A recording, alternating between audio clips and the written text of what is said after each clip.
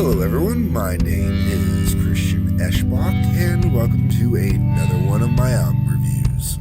Hi, everyone. So I don't have an album in my hand for this one because I realized after I wrote all my notes down and got everything put together and whatnot that I don't have my physical copy of this album anymore. I think I gave it to my son. And we are talking about Kiss's Love Gun. Reason I gave the album away is I bought the album literally for 2 songs, and those 2 songs are available on other albums. And I have a copy of it on my computer still from when I put it on my computer before I gave it to my son. So that's how I ended up reviewing it, not realizing I didn't have a physical copy anymore. Let's get into it, okay? Albums of I Stole Your Love. This is a great way to open up the album.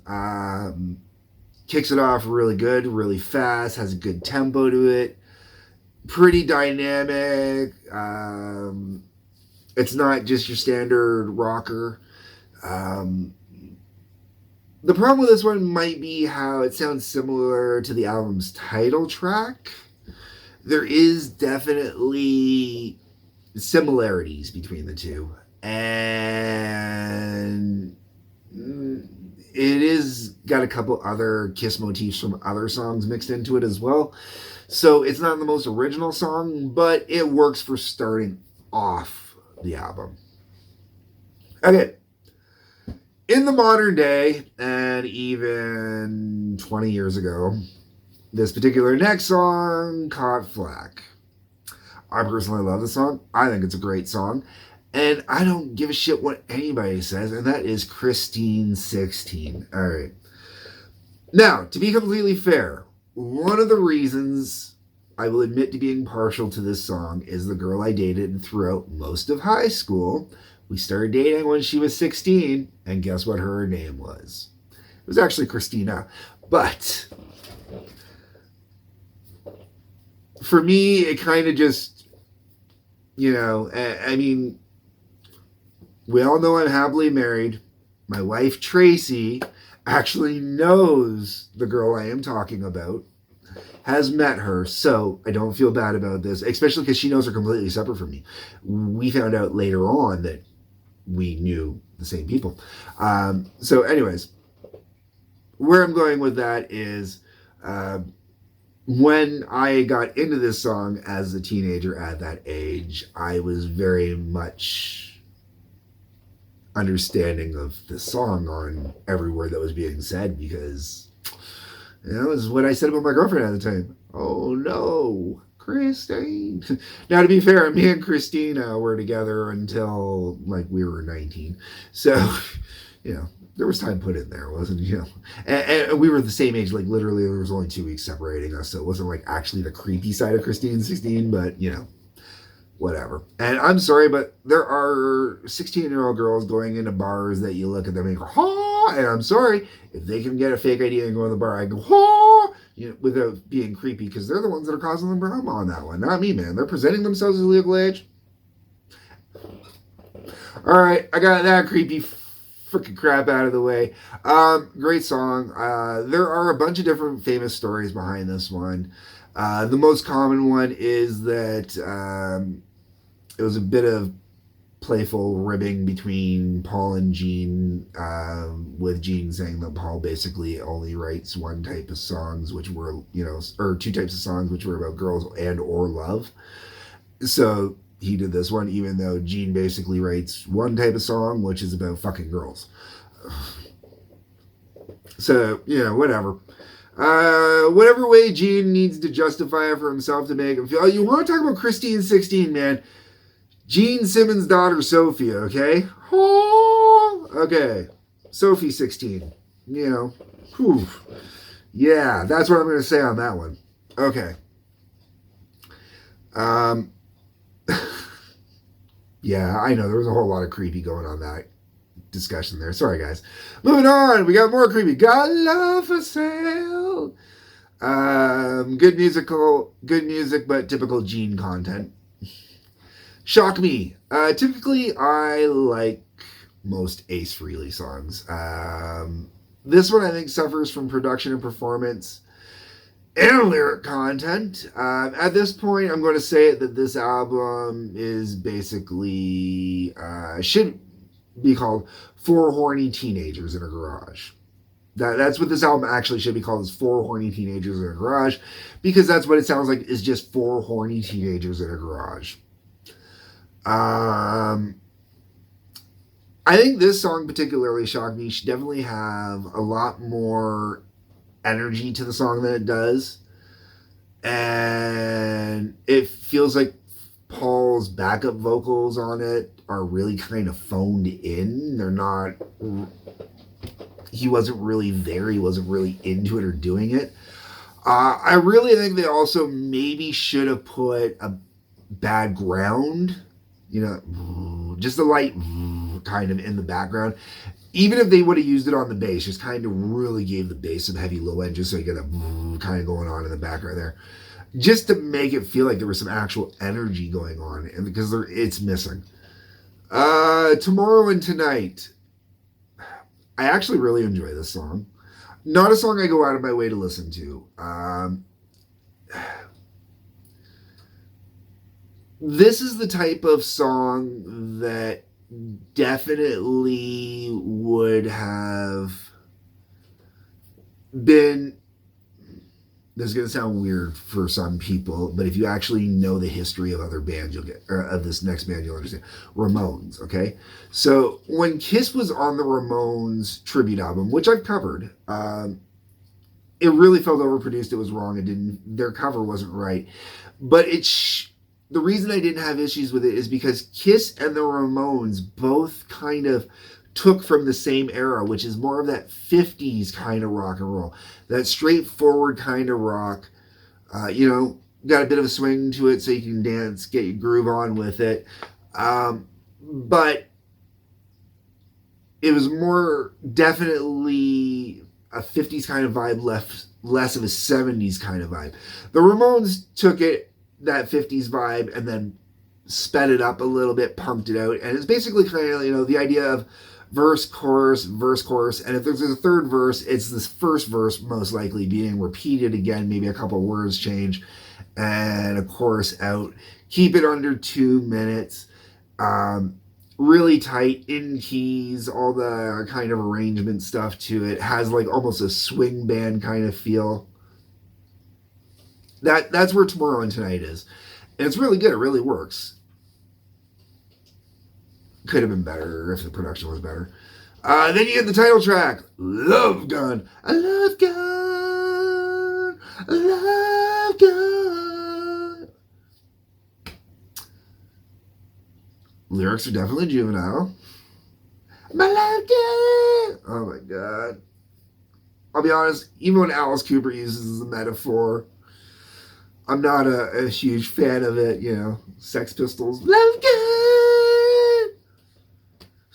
However, that being said, I actually do really enjoy the song. I think this is another song where it could have been a lot better if it had more intensive production on it. I don't have the album, and I don't have notes up in front of me, and I'm not digging them up to see who the producer was on it. I know Once Upon a Time I did check. I know the producer is not a name that I would personally ever use myself. It's not one of the great names of the 70s, which Kiss could have or should have had. I really think that if Kiss had gone back to Bob Ezrin on this one, which I know they wouldn't because unfortunately there's some issues there, but I think if Bob Ezrin had been the one all over this album, it would have been a much better album. Instead, he was working on the wall. A much better album. Okay. Hooligan. I don't mind Hooligan, but once again, it's the production that really kind of kills this one for me. Almost Human. I love the funky groove on this one. This one's got a fun kind of funky groove going on it. I think the vocal delivery on the verses is what hurts the song the most. Realistically, Gene cannot sing. I love to do Gene when I'm doing karaoke, and I do have a thing for imitating Gene to a degree. Hence the I will say Gene cannot sing, but he can growl and snarl, which is why I do a lot of it. And he does honestly know how to carry a tune, which is a benefit while he's snarling and growling. But actual singing is something he really just doesn't do, and he sounds lousy when he's doing it. I even appreciate when he's kind of doing his little rap thing, like on Domino. Man, I got a man's ass. But, when he gets into that, never, when he's singing low and he's kind of being, when he's in that pocket, it's not too bad, but for the most part, no, he can't sing. And I will stick with Almost Human being my biggest example of the fact that he cannot sing. Okay, Plaster Caster. I am never ever going to try and defend this song. However, I know 100% where the hell this song came from lyrically, and as much as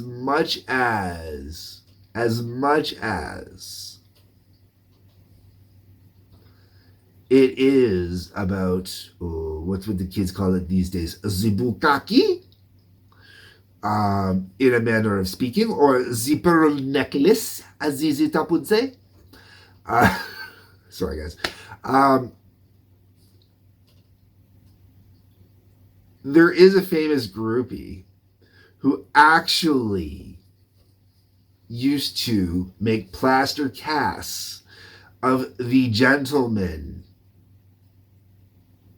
Yes, I'm being very tongue-in-cheek, as she was very much in cheek.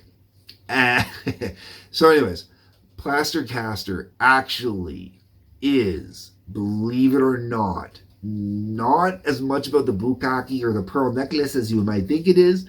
It's actually more about the groupie who used to take plaster casts. If you want to see a token of my love, just ask her. That's kind of the giveaway line. Go look it up, man. You can Google this stuff, man. Go Google this stuff. It's crazy what some of these groupies used to do, okay? So, yeah. And it was them! Okay, moving along. The album closes off. Oh, I should also mention, I love Plaster Caster. I think it is musically brilliant. All right, album finishes off with Then She Kissed Me. Back to that 50s rock thing I was talking about. Literally back to that 50s rock thing. And I do not like the song. I actually would have liked it better if they hadn't even changed the lyrics to it. If they left the original and Then He Kissed Me in there. And the reason why is I'm okay with gender changing on certain songs, and I can understand why. The guys in Kiss, with Gene's fragile masculinity, would have issues with a song like Then He Kissed Me. I get it, okay? And it was the 70s, and you definitely didn't want to show any type of gay in the 70s for the most part, unless you were like David Bowie and Mick Jagger. That was the only way you were getting away with it.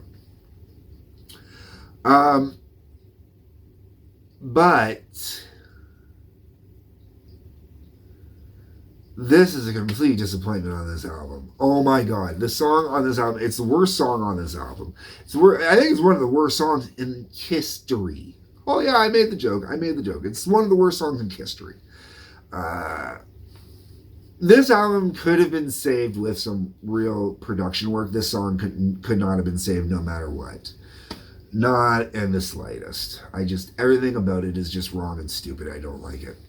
I wish they would have picked a different song from that time period. My thoughts, my views, my opinions. I'm done. I'm not going to rip on this. Okay, so where I'm going with this is why I picked this album up originally. I picked it up for Christine 16 and Plaster Caster because they were not available on like any of the greatest hits packages I had or anything like that, so I picked it up for that reason. I gave away the album for the same reason that I bought it up, except for kind of in reverse. Eventually I ended up with albums that had Christine 16 and Plaster Caster on them that were not this album. And it's not an album I miss, realistically. I would love to be able to go back and say re-record the album and do it differently, that is for sure. That is 100% for sure. I would definitely add a different sound to it, different textures. I would definitely give it more of a vibe. I'd probably make it sound a little closer to the Revenge album, which I know was not available at that time, but going by music that would have been around at that time, I would probably go with something that would have been closer to AC/DC's Dirty Deeds and High Voltage. That's what I would have went with. That's my thoughts, my views, my opinions. Let me know what you guys think. That's what the comment section is before. Drop me a line. Am I being too hard on this album? Am I not being hard enough on this album? I know my first two choices off this album, Christine 16 and Plastercaster, are like considered the two worst songs on this album, lyrically or content-wise, by a lot of people. And a lot of those people can just suck my balls. All right, folks. Sorry, I've been watching too much South Park lately. Everything is sucking my balls now. Alright. Hit the like button, the subscribe button, the bell for notifications. Leave me a comment down below. Like I said, on your way down below, you will see links to the TWA, that is the Trampoline Wrestling Association. Check it out. I love it. I produce it. It is good times. Also, a link to my Patreon. You can throw some money that way if you like. Peace. Love. Take care.